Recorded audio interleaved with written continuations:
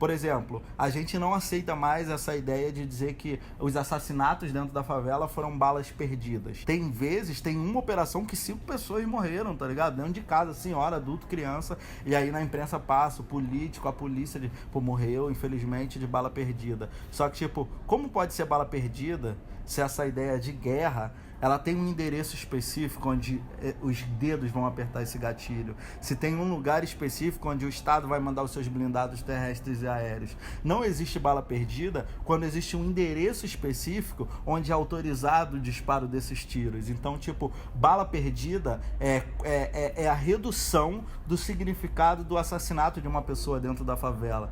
É ausentar a culpa do Estado e dizer, pô, foi bala perdida. E aí tá tranquilo, porque mora num espaço de violência mesmo e acabar morrendo. Família Jujutsu, eu tô há muito tempo tentando gravar esse vídeo. Tô muito emocionada. Este é o Raul. Se apresenta, Raul. Oi, eu sou o Raul Santiago, do Rio de Janeiro, Complexo do Alemão, ativista, comunicador, tamo aí na correria. Raul, ele nasceu com um dom. Você nasceu ou se desenvolveu? Tipo, ele tem essa porra. Ele fala e aí você entende. E aí a gente vai falar sobre segurança pública, né? Vamos falar sobre segurança pública, porque quando falam assim, ação de segurança pública no Rio de Janeiro, tem um grupo de pessoas que fala, ufa, e tem um grupo de pessoas que fala, vamos abaixar. Fudeu. E aí a gente vai falar dessas pessoas que falam, vamos abaixar. Somos nós, da favela. Cara, segurança pública, né? Primeiro, a pergunta é, o que é segurança pública? Pra quem é segurança pública? Segurança pública hoje no Rio de Janeiro, no Brasil, América Latina, né? Eu vejo muito como um negócio. Porque tem segurança quem pode pagar por ela. Quem não pode pagar por ela, recebe blindado terrestre, blindado aéreo, helicóptero dando tiro nas nossas cabeças dentro das favelas. Quando a sociedade não moradora de favelas, quando a sociedade que vive no privilégio clama por maior segurança pública, na favela a gente se fode. Ou seja, a sociedade pede segurança e a segurança se reflete na polícia invadindo a favela. Essa ideia de segurança pública acaba sendo para nós, moradores e moradoras de favela, a principal política pública que chega para nós, política pública. Quando o Estado, quando os nossos governantes ao longo da história pensam em dialogar, em tratar com as pessoas da favela, esse contato ele sempre é pensado pela Secretaria de Segurança, que no final vira uma operação policial invadindo a favela, gerando violência, gerando desespero, gerando todo aquele terror que a gente vive. Ou seja, os nossos governantes dialogam conosco, nos observando pela mira de um fuzil da segurança pública. Então por isso que é importante refletir de que segurança pública estamos falando e quem está falando sobre segurança pública. Porque o que é sensação de segurança para uns é para nós, na favela e na periferia, o principal resumo do que é o privilégio, do que é o racismo, do que é a desigualdade. Ou seja, quando se pensa em segurança pública, parece que nós, moradoras e moradores de favelas, não estamos inseridos em quem tem direito à garantia como cidadão pleno ou cidadã plena de segurança pública. Parece que somos vendidos como os inimigos, as inimigas da segurança pública. Vida louca. Vida louca. Você se expõe, né, Raul? É chapa quente. Você não fica com medo de se expor demais, não? Fico, mas não me expondo, eu já tô em perigo também. Então, por exemplo, pensar em milícia, falar de milícia hoje é extremamente complicado. É impossível falar de milícia. E só isso, e dizer isso, a gente já sabe o que significa milícia no Rio de Janeiro, né? O que eu posso dizer sobre as milícias é que as pessoas procurem se informar sobre o que é a milícia, sobre o que está acontecendo no Rio de Janeiro, porque é muito fácil quando o Estado, a imprensa, os empresários e empresárias pegam a favela, que historicamente é apontada na construção do imaginário da sociedade como um lugar inferior, como um lugar de pessoas ruins, como um lugar da criminalidade, pegar esse bojo de reforços que são feitos ao longo da história, que tornam aquele lugar menos no imaginário de quem não vive a nossa realidade, e aí você aponta para aquilo como um problema da segurança pública, como um problema da sociedade, é muito fácil, né? É simples, é racista o que está sendo feito. Agora, se você pesquisar sobre a milícia, se você pesquisar sobre outras coisas que estão acontecendo no Rio de Janeiro, não nesse desenrolo simples, é culpa do crime organizado, mas procurar quem está organizando esses crimes por cima, a gente vai ter uma noção real de Rio de Janeiro que não está no jornal, que não está no discurso dos políticos e da imprensa. E é esse Rio, é entendendo esse cenário que a gente talvez consiga minimamente construir alguma mudança. Principalmente ouvindo as pessoas que vivem essa realidade, nas favelas, nas periferias, juventude negra. Falo muito rápido, né? Perdão. Mas vamos definir milícia? Cara, milícia no Rio de Janeiro tem agido, dominando territórios, cobrando cada moradia, comércio, carro estacionado Taxinhas, na rua, assim, pequenas taxas de sobrevivência. Só que hoje a gente já vê outras coisas acontecendo, como grupos de milicianos vendendo também drogas, fazendo as mesmas coisas que antes eram atribuídas aos varejistas das drogas, né? Ao tráfico que acontece nas favelas. Então, hoje não tem ampla diferença, só que é um núcleo que cresce através de um silêncio coletivo, porque você falar sobre isso é muito arriscado no Rio de Janeiro. Esses grupos, como eu falei no início, às vezes estão apoiados em pessoas poderosas, de discurso presidencial a governo, prefeitura, empresa, quem está ou não ligado com a milícia, né? Então, tipo, é muito difícil de falar. É algo que cresce muito, mas cresce no silêncio, que é um silêncio induzido pelo medo. É muito difícil você falar sobre algo que tem tamanho poder e pouco conhecimento público, que só está, é uma presença, agora ele tá a milícia. É um ambiente muito mais difícil, né? Porque exatamente é um poder que se estabelece naquele lugar. Esse poder tá linkado, às vezes, com um batalhão da área, que tá ligado, às vezes, com um político da área. Então é uma estrutura das quais as pessoas não veem muita estratégia de onde denunciar, de como falar, de como eu posso enfrentar de alguma forma esse processo que está acontecendo. E é muito mais sinistro do que a ideia que a gente tem de tráfico, né, de varejo das drogas dentro das favelas. Eu, por exemplo, não conheço como funciona uma estrutura de milícia. Quem é a milícia? Quem entrou na milícia? A gente vê que surge como grupos de ex-policiais, ex-bombeiros, paramilitares que fizeram alguma M e saíram da sua corporação. Mas agora, quem são as novas pessoas por trás dessas iniciais? Porque tem muita favela do Rio que está dominada por milicianos, sabe? A gente vê muita guerra, principalmente aparecendo na televisão o tempo inteiro, ali na região da Praça Seca, umas áreas do Rio de Janeiro, onde agora a própria imprensa está tendo que dizer, o padrão, né? Um tiroteio entre milicianos e traficantes na favela não sei aonde. Tá começando a surgir o cenário, mas é isso. Quem é? É um grupo novo que ninguém sabe qual é, mas que alguém patrocina. Ele não veio do nada. Ele não sobrevive como o tráfico que tem um varejo das drogas em si. Ele surge como uma outra proposta, que é pedir pequenas taxas a moradores, quer pedir pequenas taxas a comerciantes, e algumas favelas agora também usando a droga em si para gerar alguma renda. Então, em troca de quê? Me dá uma taxa aí, me paga segurança. aí. O discurso é da segurança. Mas tipo, você ouse não dar essa taxa, você vai ser expulso, você vai sofrer algum tipo de retaliação. É uma coisa gigante, grave, né? Que está acontecendo no Rio de Janeiro e que está se espalhando pelo Rio de Janeiro, literalmente.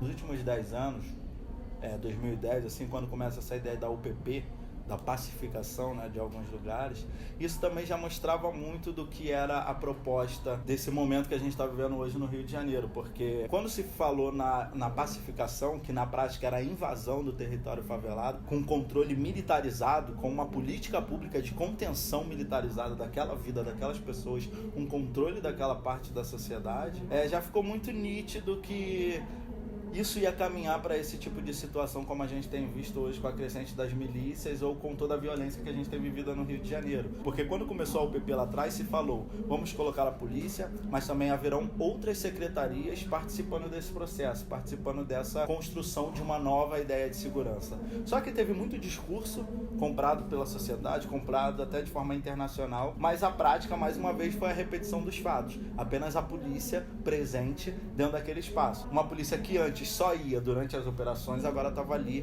de forma permanente, com um poder estabelecido do Estado, ditando as regras e os sim ou nãos do que se pode viver na favela, né? E isso já ficou muito como... começou em algumas favelas a ruir, de forma a gente perceber pequenos núcleos de milícias se formando a partir da brecha do que foi a pacificação, né? Eu acho que isso foi um processo também do que deixou muitas favelas mais violentas, porque enquanto a polícia chegou com um discurso de novos tempos e na prática a gente viu violência, extorsão, abusos diversos, sabe, até assassinatos, e depois surgindo num segundo momento esses pequenos núcleos de possível milícia junto com essa brecha da polícia, fez com que o varejo das drogas também se rearmasse, se recoordenasse para o enfrentamento e fosse disputar o território com aquele sentimento, inclusive, de heroísmo. Pô, o Estado mandou a polícia para proteger, mas a polícia está violando todo mundo. Então vamos nós mesmos fazer a segurança da favela, o que aumentou a violência, né? Então, tipo, naquela época do início da pacificação, que é a invasão, na verdade, das favelas, até hoje, por exemplo, no Complexo do Alemão, onde eu vivo, foi o momento de maior violência que a gente viveu. Eu tenho 30 anos, foi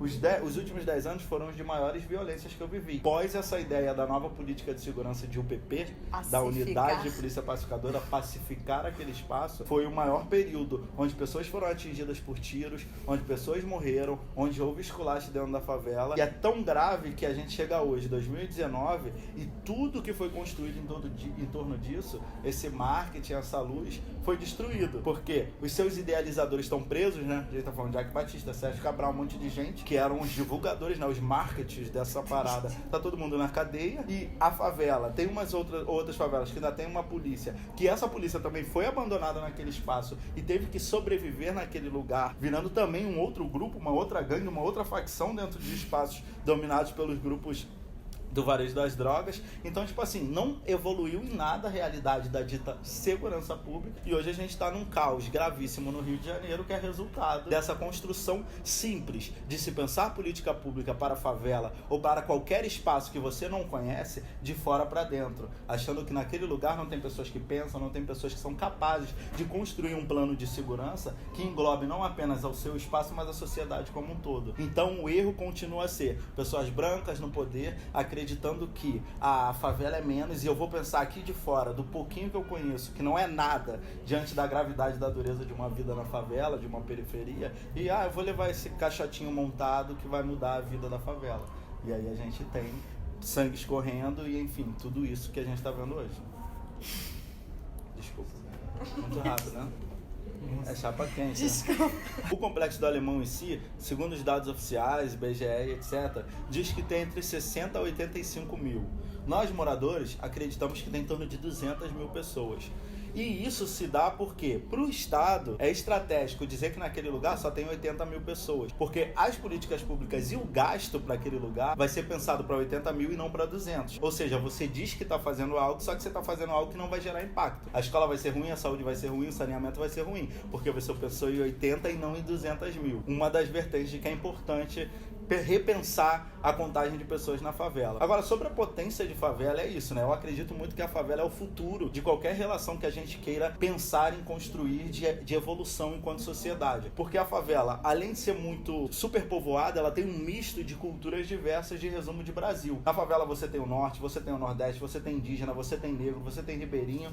Sabe, a favela é a maior riqueza, o maior resumo de Brasil, só que é um Brasil que a maioria do Brasil, sabe, de qual a bolha que está ali trancada no privilégio do que o capitalismo extremo pode comprar, não conhece e vê como exótico, está distante, tem medo e não percebe que aquilo ali é o resumo cultural do que é Brasil de verdade. E aí a violência acaba sendo o principal contato e a gente destrói o que de melhor tem no Brasil. Só que hoje as pessoas perceberam, né, com os dados recentes, de que, caralho, a favela é uma quantidade... Só no Brasil, só no Rio de Janeiro deve ter em torno de 2 milhões de pessoas vivendo em favelas. E essas pessoas, elas estão comprando, elas estão comendo, mesmo com dificuldade, mesmo com um salário mínimo que te torna um escravo moderno, elas estão comprando. A gente tem o imposto mais caro do mundo, sacou? Você tá comprando arroz, você tá comprando feijão, você tá comprando leitinho, você tá pagando, sabe? E aí as pessoas também querem acessar coisas boas, é um direito viver bem. Então uma TV a cabo, um carrinho, uma moto, quem tem uma condição, vai abrir um comércio, vai fazer parceria com aquela grande loja de varejo. Então a favela tá movimentando grana e agora a galera percebeu que, tipo, mano, estamos falando de 2 milhões de pessoas. Se cada um delas botar R$1, já é dinheiro para sempre. Imagina todo mundo ali investindo. E agora começa uma outra relação. Só que ainda assim é uma relação que vem com um mínimo de olhar que não valoriza esse saber, é mais exatamente pelo lucrativo. Vou te aproximar porque eu tenho interesse enquanto você vale, e não na sua ideia, no que ela transforma, mas sim no que você vai comprar. Eu lembro muito bem que em 2010, quando começa a invasão do Complexo do Alemão, disfarçada de pacificação, entrou aquela quantidade enorme de exército, polícia, tudo que a força que existia militar. Só que logo atrás teve uma invasão de muitas empresas de TV a cabo. Tanto ou em mais quantidade do que os policiais que subiram a favela. Eram muitas pessoas. E aí, você quer botar TV a cabo? É R$40. Então, tipo assim, perceberam que é um potencial, inclusive financeiro, só que ainda tratado apenas a partir disso. Eu acho que quando a gente começar a perceber que a favela é um potencial, não apenas de compra, mas de construir solução, e que todo dia tá construindo solução, é o mototáxi, é a lan house, é a tia que vende quentinha, é tudo, todo aquele ecossistema de sobrevivência, é uma potência enorme enorme e simples e que já tá dado. Não é novidade. Hoje as pessoas falam, tô abrindo um food truck, tá ligado? Mano, a tiazinha vende cachorro-quente, o tiozinho vende cachorro-quente na favela, na esquina, 100 anos pra sobreviver, alimenta 5 crianças, uma tá na universidade, tá ligado? Essa tia é um gênio. Você tem que chegar pra ela e falar, como é que a senhora vendendo cachorro-quente na esquina, colocou 2 filhos na faculdade, sabe? Ninguém se envolveu com o varejo das drogas e ainda consegue ajudar tanta gente. É um case de sucesso, micro cases de sucesso. Eu acho que a favela é isso, né? São micro cases de extremo sucesso, não valorizado na realidade da sociedade que a gente vive, que olha pra ali e fala, precisa ajudar esse povo, quando não, é o contrário, irmão. A gente tem aqui as soluções. Se você parar e ouvir e quiser compartilhar conosco o seu privilégio, que é o seu dinheiro, não tô falando da sua casa confortável, eu quero que você apoie uma ideia, não é ajuda. Que você apoie essa ideia e igual que a gente vai construir algo que impacta dentro e fora da favela e a gente constrói uma realidade diferente para a nossa sociedade, né? A gente está ali o tempo inteiro construindo, inovando, desenvolvendo, sabe? A favela é potência, a favela é riqueza, riqueza cultural, riqueza histórica, riqueza financeira. Só que, por exemplo, se a gente estivesse fazendo essa gravação dentro de uma favela agora, de repente a gente teria que parar porque começou uma operação policial e tá tendo um tiroteio, a gente precisa se abaixar. Ou porque o tiroteio começou, atingiu a energia elétrica, acabou a luz na favela. O que a gente vive, o que chega como política pública, é uma forma de travar todo o potencial que existe na favela, que é gritante. Então se a gente desenrola, dialoga com a favela de uma forma que não seja a partir da violência, a gente vai ver surgir dali tantas coisas que a gente vê hoje com as cotas para negros, né, mano? Quando bota a cota, sabe, a cota não é um favor, é a reintegração de posse, é recuperar o que foi subtraído de forma violenta. E aí quando você vê a mulher preta, o mano preto favelado chegando na universidade, cacota, tá ligado? Vindo da escola pública, no sofrimento, trabalhando o dia inteiro, estudando de noite, de madrugada, sem dormir, e tira aquela nota super acima de todo mundo e as pessoas falam, nossa, olha essa pessoa é da favela, mano, isso é a favela. Não é essa pessoa que é da favela, isso é a favela. Só que sempre nos observam como menos, ou como criminosos, ou não se aproximem. Eu acho que essa é a relação do que está possibilitando da gente se encontrar pelos caminhos, né? Uma disputa de narrativa, uma ocupação de espaço e dizer, oi, eu não vim representando, eu sou de lá, eu tô falando. E o que eu tô falando não é uma fala de depoimento. Muitas vezes a gente da favela vai falar num ambiente que tem, fulano estudou 25 anos em Harvard, não sei o que. Eu falei, irmão, Harvard não sabe nada do complexo do alemão. Tipo, sabe? Aí fica meia hora falando de um currículo, porra, estudou não sei aonde, não sei aonde. Essa pessoa é tida como uma fala científica, uma fala poderosa nossa, e nós somos o depoimento. Agora ouça o depoimento do favelado. Não, mano, a nossa fala é científica, a nossa fala é de vivência. Durante muitos anos eu pensei que a favela precisava de oportunidade. Só que a oportunidade, ela traz pra luz alguém que já está se destacando. Porra, esse moleque é um bom jogador de futebol, precisa de uma oportunidade. Olha como fulano faz balé, bonito, precisa de uma oportunidade. Oportunidade não é o que está precisando na favela, é a construção de perspectiva. Hoje eu estou trabalhando muito com a ideia de perspectiva. Porque se eu vivo num lugar onde violência política pública, onde os direitos básicos não foram garantidos, onde segurança pública para a sociedade é a nossa violência, é o nosso assassinato, é o nosso encarceramento massivo, como é que eu vou ter perspectiva de algo que eu não conheço? Como é que eu vou sonhar sobre algo que eu não sei que existe? E aí eu acho que construir perspectivas é um caminho da gente construir mudança dentro da favela. É pegar aquela molecada, as crianças que estão ali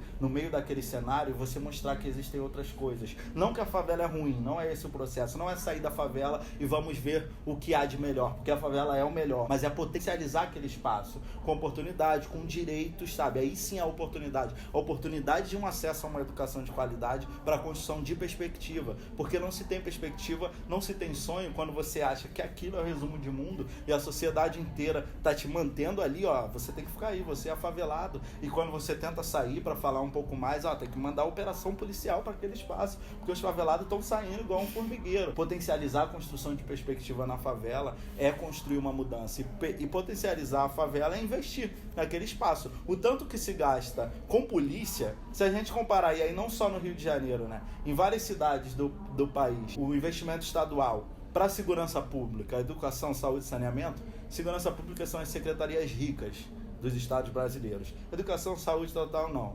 É segurança pública, dinheiro para guerra. Lucro extremo, com blindado, com helicóptero que mata Marcos Vinícius dentro da Maré, que assassina tantas pessoas dentro do complexo do Alemão todos os dias. E aí, se a gente pega esse valor e fala, mano, vamos parar de dar tiro. Tiro só tá alimentando o mercado das armas. Tem gente de fora do país lucrando cada vez que a gente sangra. Vamos valorizar a vida dessas pessoas, vamos pegar isso tudo, vamos investir em outras coisas. Em vez de invadir, como na pacificação, vamos na invasão da favela com 10, 5 mil policiais, vamos invadir com 5 mil professores, vamos invadir com 5 mil bailarinas, vamos invadir com 5 mil grafiteiros, acabar com o esgoto a céu aberto, sabe? Eu acho que essa é a construção de perspectiva. Isso, quando a gente fala de tudo isso, a gente também está falando de segurança pública, porque quando eu quero fazer uma oficina de fotografia com os jovens, quando a gente está fazendo uma festa cultural na favela, poesia, grafite, rap, quando tem qualquer coisa acontecendo, e aí a principal presença do Estado que chega com a segurança pública é a operação policial, isso vira um tiroteio, o tiroteio, ele silencia, ele para imediatamente tudo que a gente está fazendo,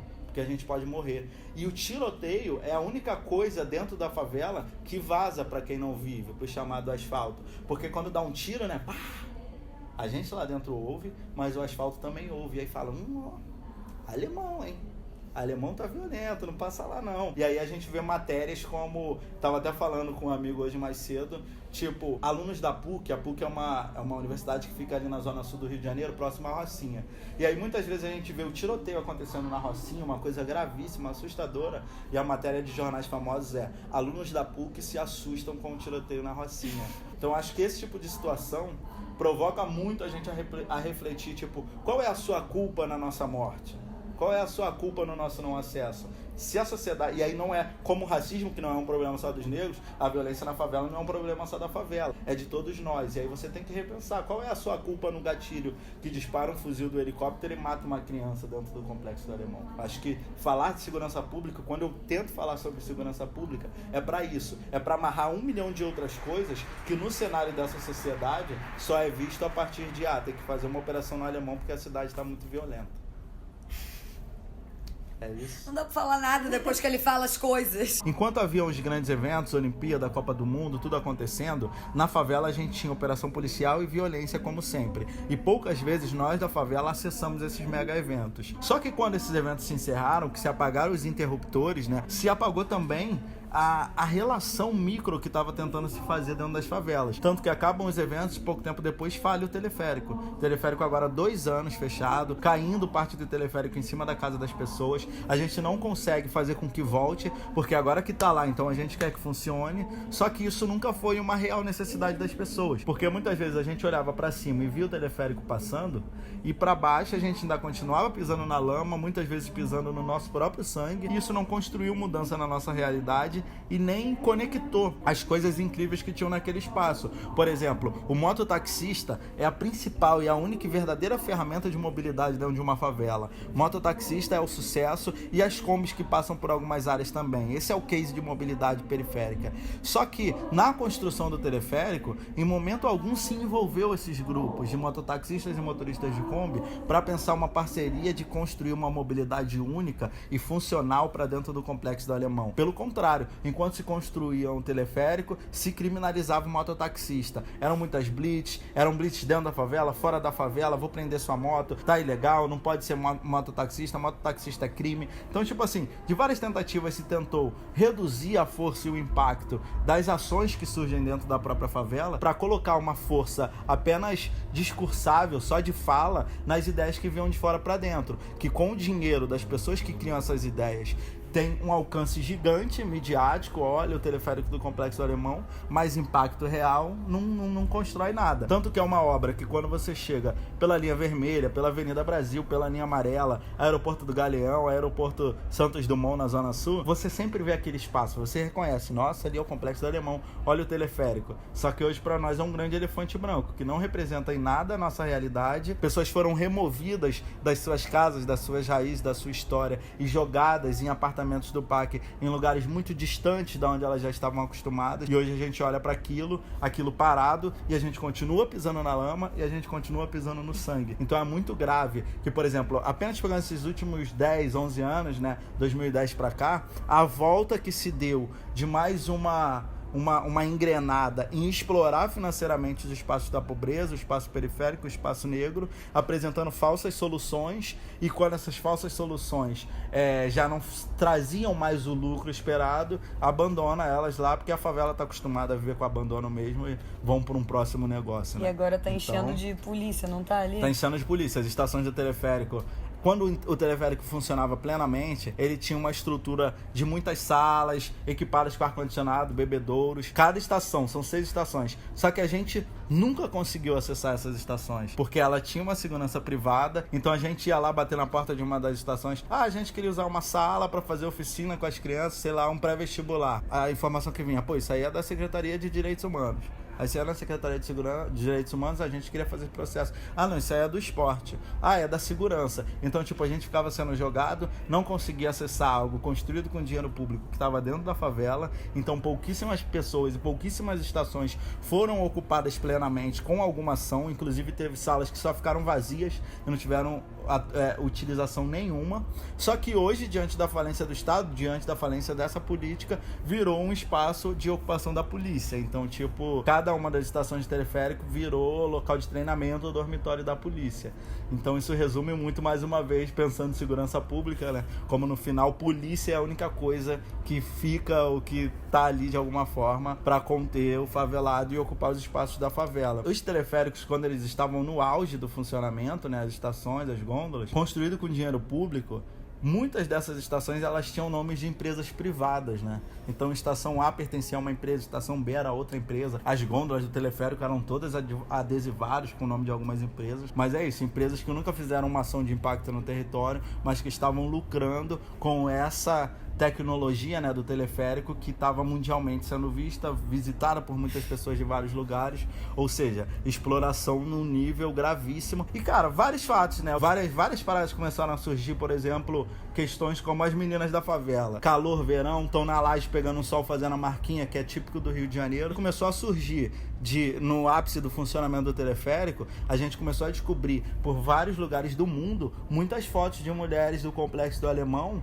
de biquíni na laje, fotografada por esse turismo zoológico que era o teleférico. Então os caras de vários lugares do mundo pegavam o teleférico e é aberto, você vê a favela, só quando é fechado, literalmente para você ver, é o exótico. Nossa, olha como é a estrutura da favela, olha, tem mulheres naquela laje. E a gente começou a encontrar em várias redes, em vários sites, fotos de meninas do Complexo Alemão que estavam na laje pegando uma cor e foram fotografadas de forma abusiva por alguém que a gente nem sabe o que é e tava andando por cima das nossas cabeças, né? E as estações, elas foram construídas também pensando em mobilidade no alto da favela. Todas as estações são no alto e uma delas é fora da favela. Então, qualquer pessoa pegava lá fora da favela o teleférico, fazia esse turismo por cima das nossas cabeças, dava a volta e saía de novo fora da favela. Então também foi muito questionável como era um turismo exótico, um turismo quase que zoológico, né? E você entra fora da favela, passa ali, aponta, tira foto, faz o que você quiser, depois você volta lá fora de novo, não interagiu com ninguém, não gerou uma renda, sabe? E você diz, eu fui no Complexo do Alemão. Mano, você não foi, tá ligado? Você deu um passeio exótico e bizarro sobre a nossa realidade. Mas é isso, a gente tá falando isso pra dizer que, se não tem isso, se não tem uma sociedade que sobrevive de um racismo, que sobrevive de uma desigualdade que cresce cada vez mais, sabe? Um privilégio que se constrói na exploração dessa grande população, que é a população negra, periférica, indígena, favelada. Se não tem isso, sabe? Essa é a pegada do racismo e da desigualdade. Se não tem um controle violento sobre a nossa realidade, dessas pessoas que dominam o capital, sabe? Se fosse os direitos básicos fossem garantidos, se houvesse uma real distribuição de renda, a favela seria facilmente um lugar de polo de tecnologia, de polo de cultura, sabe? Já é, só que não é visto dessa forma. Teria muito mais força de ocupação e de presença em tudo que é construído ou pensado para a sociedade. Ainda hoje tem uma barreira invisível, né? A favela e a cidade, como se a favela não fizesse parte, ou como se a favela que não ligasse os interruptores do funcionamento da cidade, né? Eu vou para os lugares para dizer isso, a favela é potência. E ela só não é mais potência porque escolheram nos observar pela ótica do racismo, pela desigualdade de não deixar a gente acessar, através de um controle militarizado da nossa vida, a esses recursos e a esses lugares, mas a gente está aí. Enquanto a dita bala perdida não achar esses corpos, como aconteceu com a Marielle, como acontece com tantas pessoas, a gente vai seguir ocupando, vai seguir um puxando o outro, uma puxando a outra e tentando mostrar que a favela é potência. Cara, o Papo Reto tá todo vapor, né? O Papo Reto é um coletivo que eu faço parte no Complexo do Alemão. A gente usa a ferramenta da comunicação para denunciar violências que estejam acontecendo, mas também para mostrar para as pessoas que não é só uma denúncia, mas com dados que mostram que essa violência ela foi construída ali dentro e como lidar com isso. Tipo, a gente faz a contrapressão de tipo, não é desse jeito, mas é assim.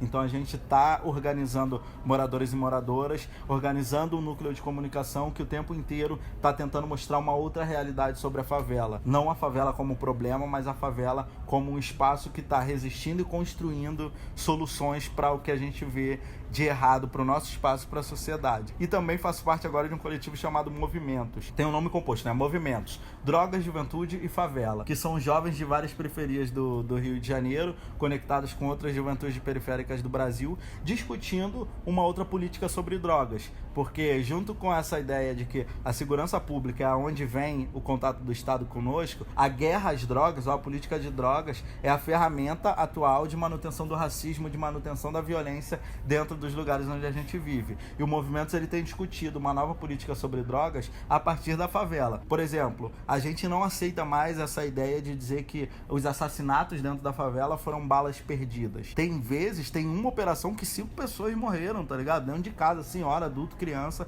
e aí na imprensa passa o político, a polícia de, pô, morreu, infelizmente, de bala perdida. Só que, tipo, como pode ser bala perdida se essa ideia de guerra ela tem um endereço específico onde os dedos vão apertar esse gatilho, se tem um lugar específico onde o Estado vai mandar os seus blindados terrestres e aéreos. Não existe bala perdida quando existe um endereço específico onde é autorizado o disparo desses tiros. Então, tipo, bala perdida é a redução do significado do assassinato de uma pessoa dentro da favela.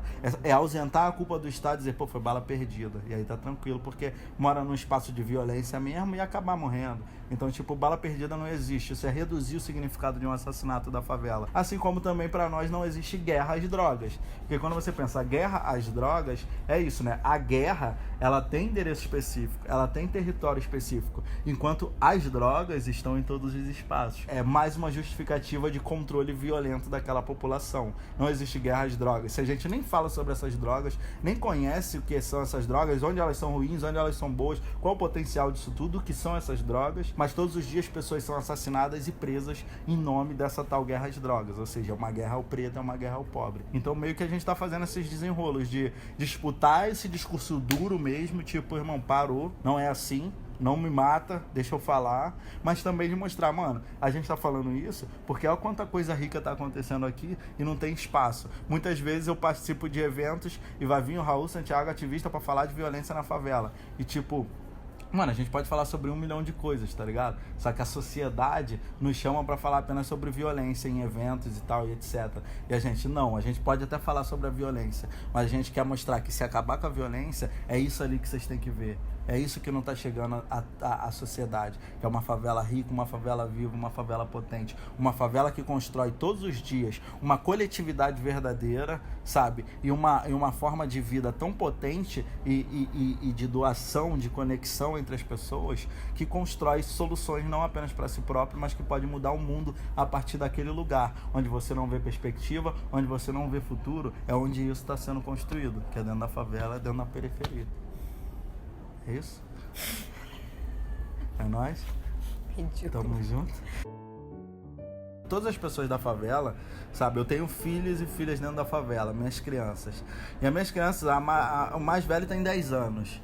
E eu já tenho que conversar com eles e com ela sobre como se comportar diante de um tiroteio, sobre como se comportar quando vê a polícia dentro da favela. Então, tipo assim, a gente desde criança já tem que aprender a lidar com essa situação. O que nos prepara para uma vida além da favela, porque a gente aprende a viver ali dentro, mas isso também te traz umas informações sobre o que é a realidade da sociedade, o que você vai encontrar lá fora de preconceito, de racismo, de olhar que tenta te inferiorizar. Só que ao mesmo tempo a gente tem que preparar esse meio de campo, de como sobrevive, de como lida com uma ideia de segurança que não nos inclui, isso impede a gente de estar dedicando total atenção a qualquer outra ideia, a qualquer outra construção que a gente queira. Então, por exemplo, no coletivo Papo Reto, a gente trabalhou também desenvolvendo organizações estratégias organizacionais de comunicação com as pessoas para que a gente consiga minimamente ter informação em tempo real de onde está acontecendo um confronto no Complexo do Alemão. Então, por exemplo, hoje a gente tem grupos de WhatsApp estratégicos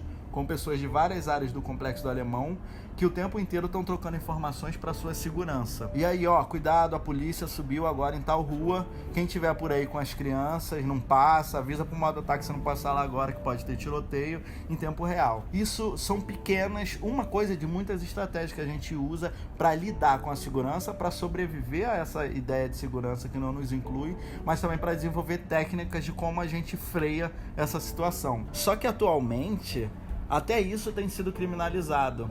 Então, muitas vezes eu postei nos meus perfis, eu postei nos perfis dos projetos que eu faço parte. Olha, galera, cuidado, agora, nesse momento, a polícia tá subindo tal rua, tem muita polícia, tem blindado. Quem tiver com o seu carro na rua, tira o seu carro da rua, porque pode ser atingido por tiro. O blindado da polícia pode bater nele, amassar ele tudo. Tem várias consequências de coisas que a gente já viu, práticas acontecendo, e que a gente posta na internet. E isso hoje há uma tentativa de criminalização dessa informação coletiva entre moradores. Como? Um caso específico que está rolando, por exemplo, é de um DJ lá do Complexo do Alemão, o DJ Renan da Penha, meu parceiro, moleque preto, favelado do funk. Tem todo o estereótipo de que o racismo da sociedade quer tirar de circulação. E ele cresceu com o funk, fazendo um baile de favela, dentro de uma favela extremamente famosa pela sociedade, que é a ver como um lugar ruim, que é o Complexo da Penha, vizinho ao Complexo do Alemão, e o cara surge de lá no funk, tá fazendo muito dinheiro, rodando pelo Brasil inteiro, e o Baile da Gaiola, que é o lugar onde ele tocava, é hoje uma referência nacional de baile funk, inclusive tá tocando em todas as casas de show. E aí, o Renan, ele foi perseguido,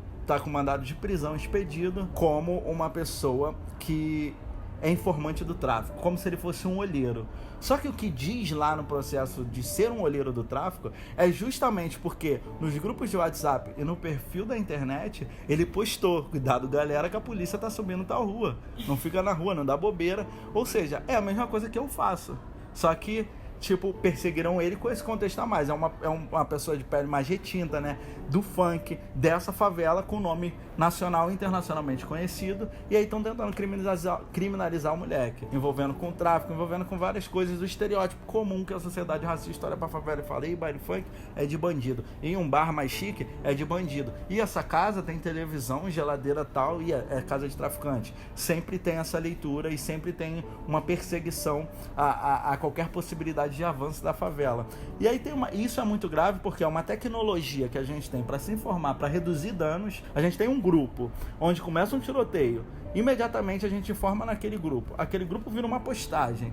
A favela está conectada, observando esse processo, está sabendo em tempo real aonde está dando tiro.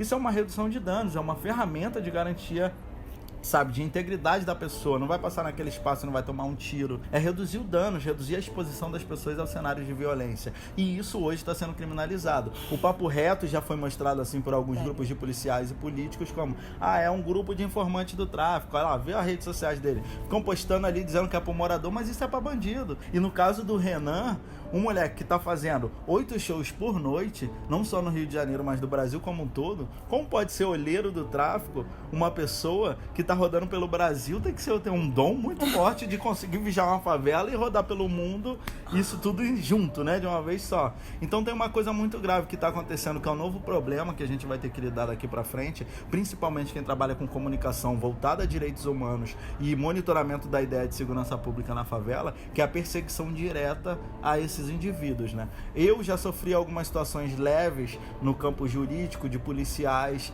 fazer boletim de ocorrência sobre mim, alegando injúria, alegando que atrapalha o serviço da polícia, algumas coisas para minimizar o impacto do nosso alcance. Mas, por exemplo, no próprio papo reto em si, a gente já sofreu uma ameaça direta, ameaça verbal. Mas eu acho que a principal vertente que a gente pode fazer hoje, de tentar garantir a mínima segurança das pessoas, redução da violência e construção de um Brasil para longe dessa polarização, é fazer algo como você está fazendo agora, que tem um canal potente, que conhece meu trabalho, a gente se conectou, vamos usar os dois campos. Eu estar aqui com você hoje, a gente tirar uma selfie, eu postar na minha rede social, eu postar no Papo Reto, é uma ferramenta de proteção. Enquanto a gente ocupar a sua rede, também é um espaço potente, porque outras pessoas vão conhecer a realidade do que a gente está fazendo dentro da favela. Eu já entendi que esse é um vídeo que eu não vou falar coisas, eu vou só ouvir.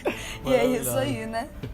Então vai, 80 tiros. Cara, 80 tiros resume muito do hoje da nossa sociedade. O racismo, a desigualdade, o tratamento que pessoas que vivem no endereço preto, periférico, favelado recebem. Uma pessoa sair de dentro de um endereço da favela e ter seu carro fuzilado com 80 tiros, quem dá 80 tiros queria muito matar. Queria muito apertar o gatilho. Não estamos falando de um tiro, estamos falando de 80. Esses 80 tiros, eles acontecem todos os dias. O lance é que naquele ali especificamente tinha alguém, tinha um celular, tinha uma câmera, tinha alguma coisa que pegou e tornou muito mais visível cada um desses disparos. Mas esses 80 tiros, eles são importantes a gente refletir também que, para além do eixo sudeste, Rio, São Paulo, outras áreas assim do sul, que a gente ainda consegue dar visibilidade a esses 80 tiros, quando a gente vai para o norte, para o nordeste, para o centro do país para cima, esses 80 tiros acontecem o tempo inteiro e não tem uma visibilidade e fica por isso mesmo. Assim como ficou o nosso do Rio de Janeiro. Tá difícil e só tá tendo visibilidade porque grupos, pessoas se solidarizaram e estão ajudando a família a dar visibilidade, a pressionar o Estado, o Exército e todos os envolvidos. Só que isso acontece o tempo inteiro. Não é os 80 tiros do Rio de Janeiro, é os 80 tiros por minuto que assassinam jovens, negros, periféricos, favelados, indígenas no Brasil, que estão acontecendo agora enquanto a gente conversa. A gente precisa falar. Esses 80 tiros, eu acho que é só isso que a gente pode dizer, né? 80 tiros era muita vontade de matar.